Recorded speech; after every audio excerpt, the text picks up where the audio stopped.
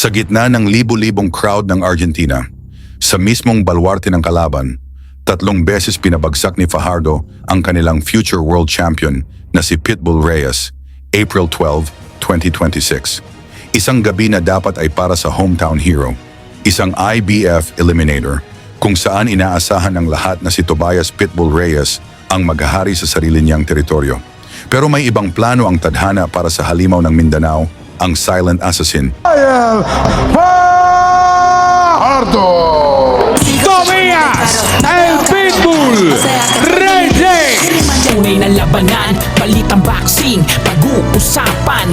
Sa pagpatak pa lang ng unang round, wala nang pakiramdaman, walang respeto, walang atrasan.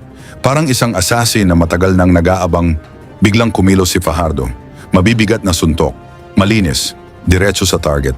At sa unang malakas na kombinasyon, bumagsak si Reyes. Tumayo siya, pero ramdam na agad ang delikadong mensahe.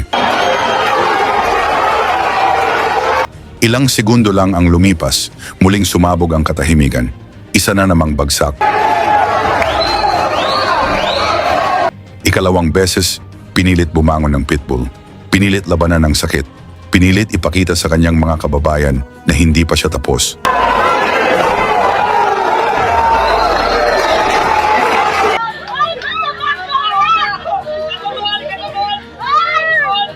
Nagawa pa nitong hinulog ang mouthpiece upang makapagpahinga mula sa pagbagsak at tinulungan pa ito ng referee. Pero sa mata ni Fajardo, wala nang duda.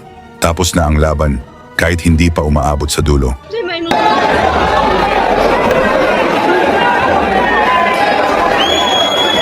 At pagkatapos, isang eksaktong sandali, isang suntok, isang pagkakamali, isang wakas, ikatlong bagsak. Tahimik ang arena, parang sabay-sabay na naputol ang hininga ng mga tao. At doon na pumasok ang referee, tinapos ang laban. Technical knockout. Sa sariling bakuran ng kalaban, isang Pilipino ang nagdikta ng kwento. Isang dominanting panalo, isang mensahe sa buong mundo, na ang silent assassin, hindi lang basta contender, isa siyang paparating na panganib. At ngayon, isang hakbang na lang, world title na ang naghihintay. Pero ang tanong, handa na ba si Miel Fajardo para mag-world champion? Mga idol, ano sa tingin nyo? Kaya na ba niyang maging IBF world champion? O may kulang pa sa kanyang arsenal? Ilagay nyo sa baba ang opinion nyo at kung saan kayo nanonood para alam natin saan umabot ang suporta ng mga Pinoy kay Miel Fajardo.